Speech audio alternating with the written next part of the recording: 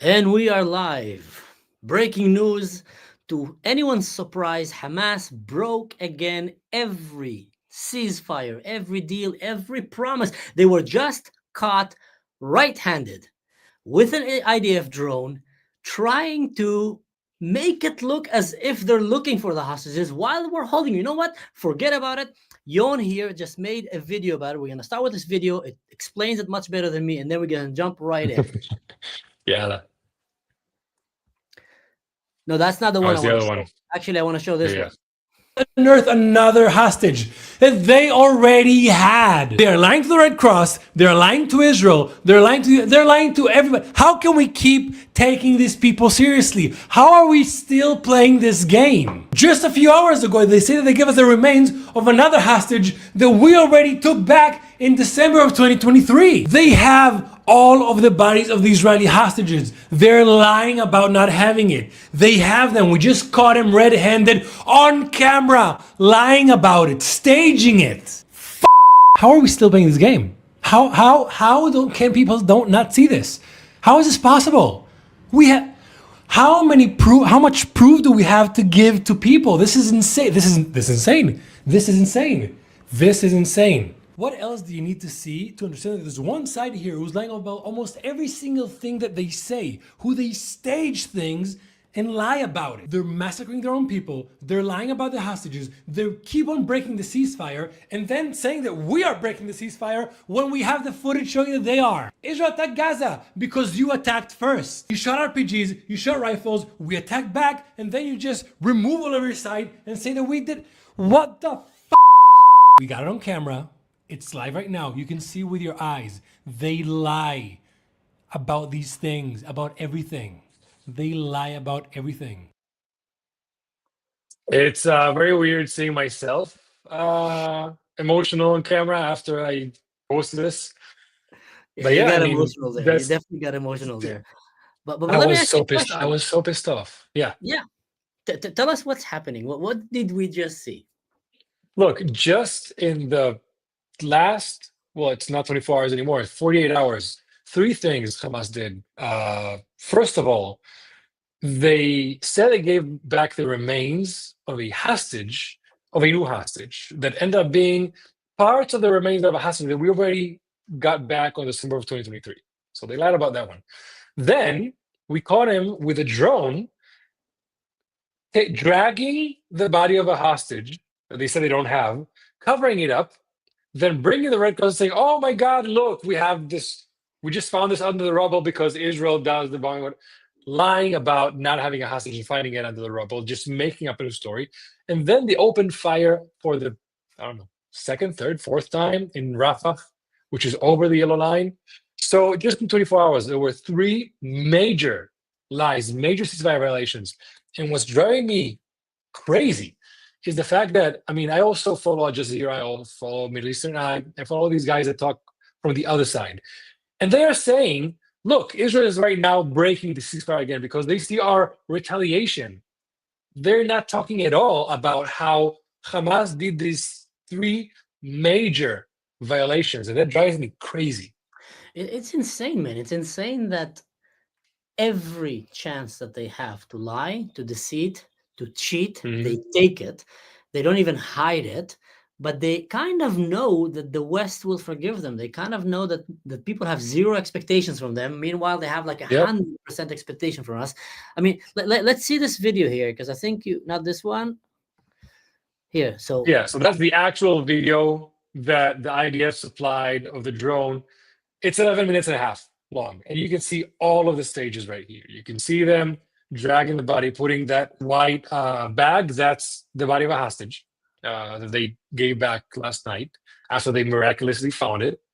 Uh, and you can just start skipping over this video because it's 11 minutes long. no, And wait, you can see you see him, them dragging the body out? Did we miss that part from the beginning? I think, no, I think it starts with the body already there, or Okay. them putting it over there. Exactly, they're putting it over there. And then as you go along, let me scroll over the video. As you go along, you see them starting to cover up the body. Then they put it on the side. And then that's when you see those guys on the side there with the red jackets. Those are the Red Cross. That's where the tractor puts down So the tractor the dirt. covers. The tractor supposedly just took out this big piece of dirt from the hole that they just made, Yeah. and then they're going to dig up the amount of dirt that the truck just put down to show the Red Cross, oh my God, look at this body that we just found. Hollywood. So they supposedly found it in the big hole over there under the rubble. And with the help of the truck, they managed to get the body out of there, and now they're exposing it to the Red Cross. Now, look, I don't believe for a second the Red Cross is not in this, if I'm completely honest. Because now that this footage is out, I mean, I don't know. It just seems too weird for this Listen, to. man, everything in Gaza is Hamas. Everything in Gaza is Hamas. And that's what people don't understand. There's no such thing as free press. There's no such thing as a Red Cross. If you are Red Cross and you are not Hamas, you're dead.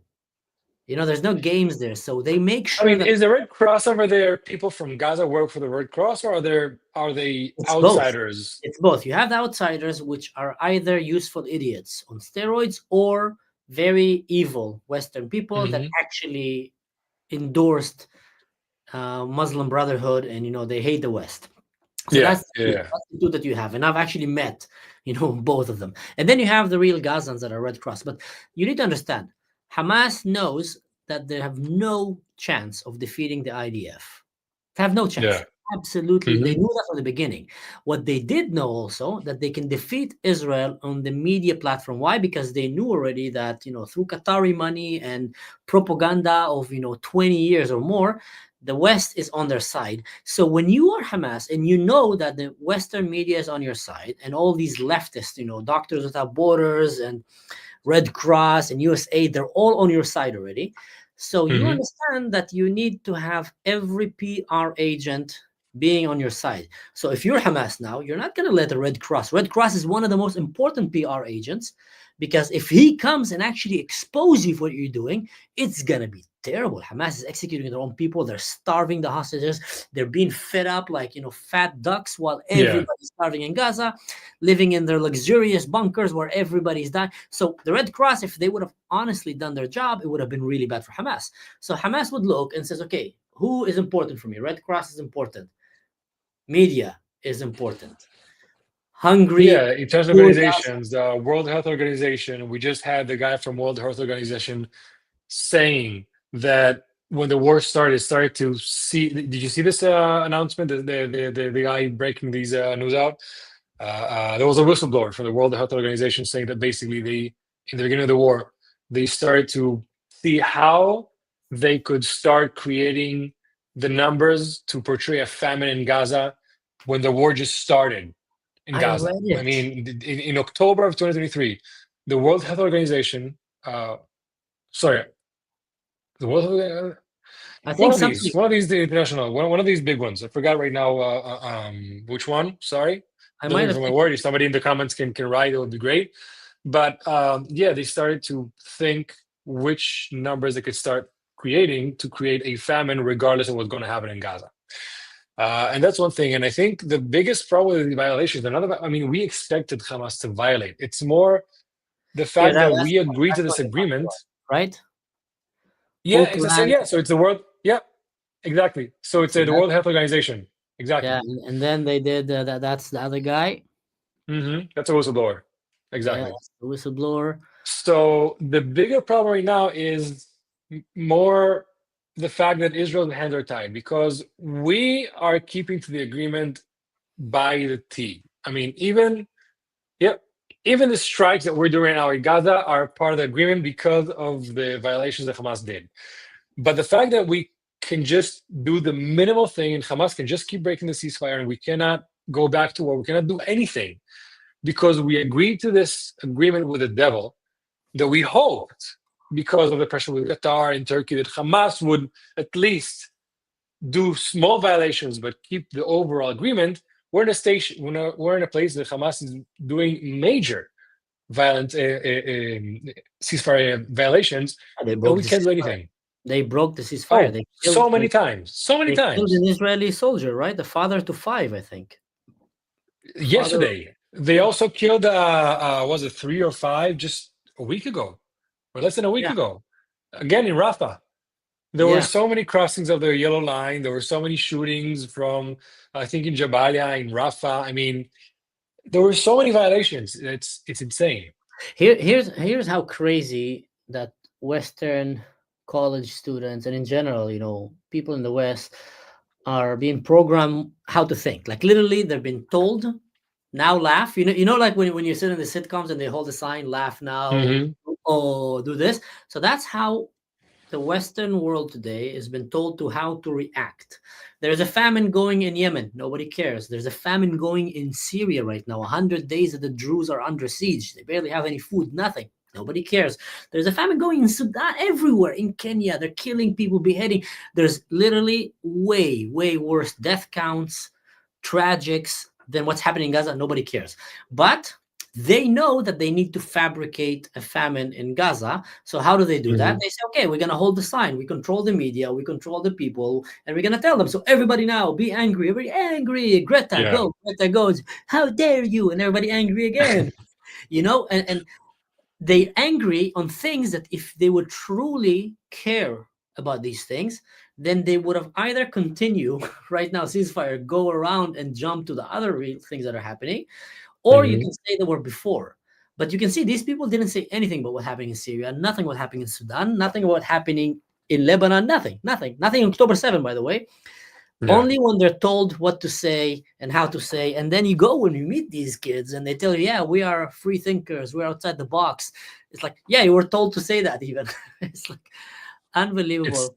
also when you see the videos of their protests, you see that most of what they do is they have to repeat what the main guy is saying. Repeat after me. I mean, when you study encampments, repeat after me.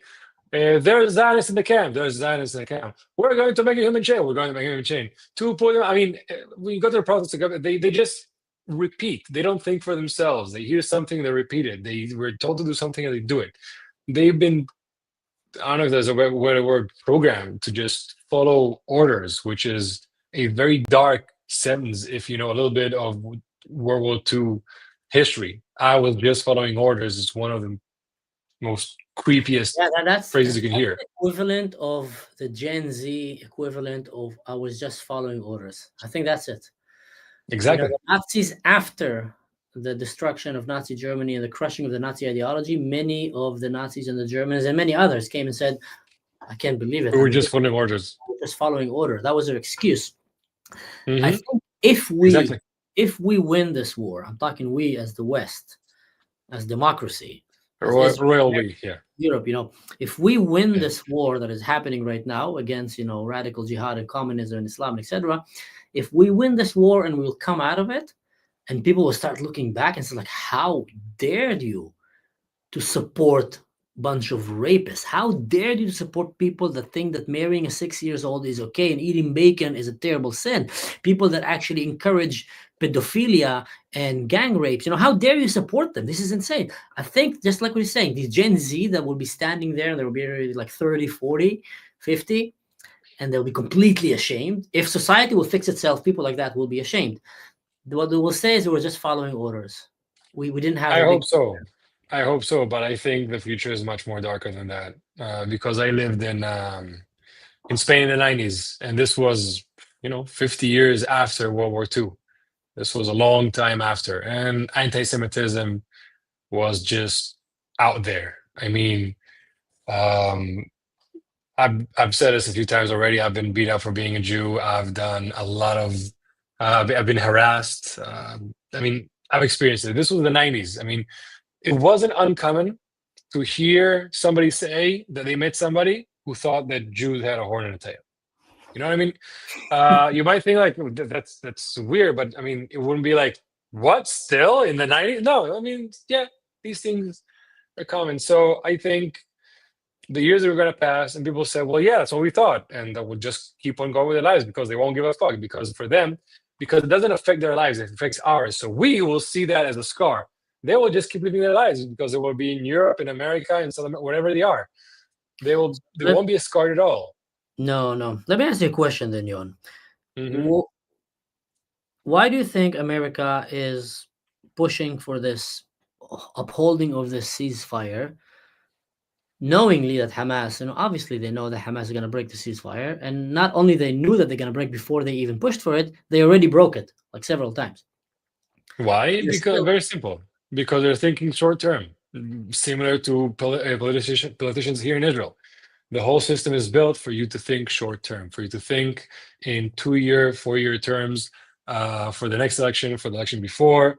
So right now, Trump's just wants to. I don't know if he wants. Can he run again? No, right? He could only do 2 terms. He wants to be remembered. He wants to reach a certain level of credibility of peacemaker, whatever it is. Also, here in Israel, we have elections in less than a year now, next June. And now you can start seeing all the politicians starting with all of their hooks and all their twists and all of their whatever it is. And people are so when people think only in 2 to 4 year terms, you try to find quick fixes. Nobody tries to solve the problem for good. I think that's why. That could be an explanation in terms of why do we always stop just before the finish line, like literally just before the finish line. We almost completely defeated Iran and then stop. So what? If they're going to try to put a nuclear weapon, we almost completely erased Hamas, stop. We almost completely defeated, it's repeating, defeated Hezbollah, stop. We almost completely secured the safety of the Druze and the Christians and the Alawites and the minorities in Syria, and Israel is already there, and they're all begging Israel, come protect us, stop. Yeah. So they're always like putting a hard stop right before. Now, one thing could be what you said, but I've heard, and we can finish with that, and you can share what you think. I think that if Trump have a smart team around him of strategists that are actually thinking a bigger picture, then maybe there's something else happening behind the scene here. Maybe, and run with me. What if America sees a bigger picture right now than what Israel sees? We don't like to say that, but what are they seeing? Maybe a bigger picture. And the bigger picture right now is China and Russia, who is trying to steal the show military-wise, financially-wise. Meanwhile, rotten America from inside, collapse. Because, if America is the biggest empire, you want to defeat it. You can't defeat it by force, defeat it from inside. Yeah. And then America is saying, we're going to cut China off. And Trump says, I'm going to start behaving like the real empire that I am. America is an empire. Up until now, they didn't behave like one. They are the empire ruling the world. And he goes and he says, like Venezuela and Colombia, guys, you're with us. You're not with them. No, I'm going to attack you. Like literally, khalas, I'm coming. And then he comes to all the Arab nations and says, choose a side now. There's no games here, either with me or with them. And the Arabs, to help them choose a side, he gave them a deal. He came and said, listen, you stay with me. We'll stop the war in Gaza right now. Israel will not take Palestine, will not kick them all out. I will make sure that this happens. Assad will stay in power. I'll leave him in power. But you come with me and you cut ties with China. And then slowly, humbling China and showing China and Russia, you better come to me and make a deal with me, America. Let's make peace together because you don't want this war. I can play dirtier than you. I know what you've been doing in Africa. I know what you've been doing all around the world, going to India, to Brazil, South America. I know what you're doing.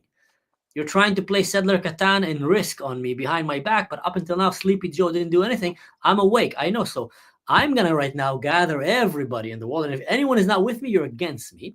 Meanwhile, he goes and he threatens Europe. That's brilliant. He threatens Europe. I'm coming out of NATO. That's it. You're on your own. What does Europe do?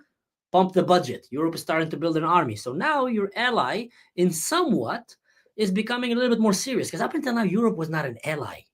Like literally, NATO was only America. All the rest just lived on the expense of America and hoping. Now, actually, in Germany, they're panicking. They're literally building an army. And all around Europe starting to realize. So in the big game, Trump might have America came to Israel, says, Israel, I know what you want to do, and I know it's the right thing, but there's a bigger picture because trust me, if these guys take over and I fall down, you fall down with me. You will not survive without me. So we need to play a bigger game. These guys are all bad. Qatar is not really our friend. All these Arab nations. But it's better that they're on our side than on the other side. If that is what is happening, then I would say hats off, brilliant move. Sucks for us, brilliant move. But if that's not what is happening, then my God, a bunch Look, of numbskulls. your theory makes sense. You're piecing right pieces together, but it's very positive. It's very positive because all the pieces that you're saying exist. But has Qatar in the last decades changed its ways, changed their ideology, changed? I don't know. I'm not sure. I think Qatar is going to be Qatar, Iran is going to be Iran, and in the end, they are as snakish as Trump is. And they might also try to get whatever they could, because right now in this deal, right, Qatar can now build a military base in the U.S. Training Turkey, yeah, yes. yeah. And also they got a protection. Turkey got Turkey got F-35s. That's insane. So I don't see how making deals with these nations that have not changed the ideology, that have proven exactly who they are the past 2 years, suddenly this deal, suddenly Trump is going to make them change their ways. I find it hard to believe. And I think that your theory is very positive. And if we go with it, we will only find out if it's not true when it's too late. I mean, if it's true, then right now we're on the way to the top. It's going to be amazing. But if it's not true, we will only find out if it's not true once we're already fucked, basically. Woo. It's going to be crazy, man. It's going to be crazy. After these past 2 years, I'm not positive about anything. I had a lot of, I'll gladly be positively surprised, but I'm not preparing for the positive outcome anymore.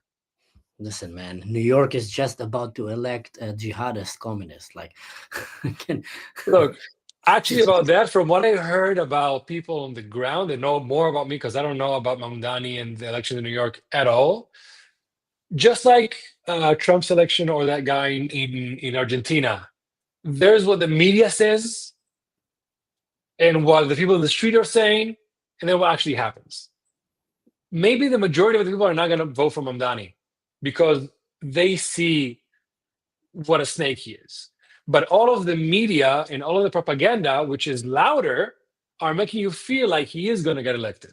But in the end, when people go to vote, the majority are not going to vote for him. Just like we were surprised with Trump, just like we were surprised with forgot the name of the guy in Argentina. Maybe, man. I mean, I think it's my turn to say that you're being optimistic, and I hope you're right. I just spoke to some New Yorkers, and what they told me is like, he's gonna get elected. There's a big chance, and I couldn't believe my eyes. I guess, like, my ears. It's just insane. But anyway, anyone who's watching this video, guys, right now, I want you to do something very important, and please follow my instructions, step by step. Yon here have his own YouTube channel. He needs our help to grow his YouTube channel. The guy makes brilliant videos. Now we shared this video together. I want anyone who's watching right now live in my video, please get off my video, go to his and watch this. I really appreciate it. Turn it back. You be quiet now. I'm telling them what to do for you, okay? Then turn it back and just leave it while you're washing the dishes. Let the video run. Seriously, guys, it's important for the algorithm. Thank you very much. It's important for creators, especially small creators like us. For every one follower that we get that actually appreciate the work we're doing, we'll get sometimes 10 to 100 that will come and try to report us for all kind of crazy malicious stuff that we haven't done, just because social media have created platforms that are very easy for the majority to bully the minority. And it's very sad that this is how it is, but it is what it is. So please, go watch his video and also help the channel, subscribe to his video, support it, and help, a new YouTube channel that is growing to reach the place that it can reach so it can keep going. Thank you very much. Also, I think the guy have a Patreon. Go and check his Patreon. Do you have or no? I have a Patreon. I have a Buy Me a Coffee. Yeah, exactly. You have a Patreon, Buy Me a Coffee. Coffee. Advantage, I know this is also live in my channel. By any chance, whoever's watching from my channel doesn't know Mansour Ashkal, guys. First of all, you met him now. Elite IDF, Druze. He has the most craziest stories. We had him in our podcast a couple of times with I mean, you can see our reactions over there. This guy has stories after stories that seem impossible, but then he comes back with receipts, and it's insane. This guy is a hero. For whoever's watching right now, because we're also right now live on my Instagram. So where's on my Instagram? He's also on Instagram. Where's on my YouTube? Also on YouTube. The guy's a genius. You post videos almost every day. Go and check him out. Yeah. Here you go. That's the channel, by the way. And someone just made a comment. I mean, I was just washing dishes. Switch to John's channel. So Thank you very much. here you go, guys. Anyone Appreciate washing dishes, just let it play. Let it play while you wash dishes until you're fed up with our voice, and put it on mute and let it just keep playing. But anyway, John, appreciate you, brother. And well, Thank you for also inviting me. your channel, because we're doing this in both channels right now. Mhm. And you gave us a very good insight. And let's try to stay positive, even though there's so much negative around us. And let's see what the future is going to come. But either way, guys, like I always tell you, this is the Three Monkeys. That's the name that I gave my new live channel, the Three Monkeys. So no one can have an excuse that I did. Me no hear, me no speak, me no know. And everybody today have the responsibility to go and check social media, all the junk that is going there. There's enough information for you to actually find out what is really happening, and not only by watching our channels, but going and watching other channels. I think it's important to put the responsibility on the viewer to be very smart with what you see. I all the time do a check on myself. Even now with Mamdani, I contacted so many people in New York, and I came and I told them, guys, seriously, is it my algorithm just kind of sending me all kind of crazy stuff, or did this guy really say these crazy stuff? And because I wanted to really hear and always be ready to get an answer that maybe you would like and maybe you would not like. In this case, they kind of confirmed everything that I thought. But either way, stay safe, guys. See you next time. And thanks for coming on. תודה רבה לכם.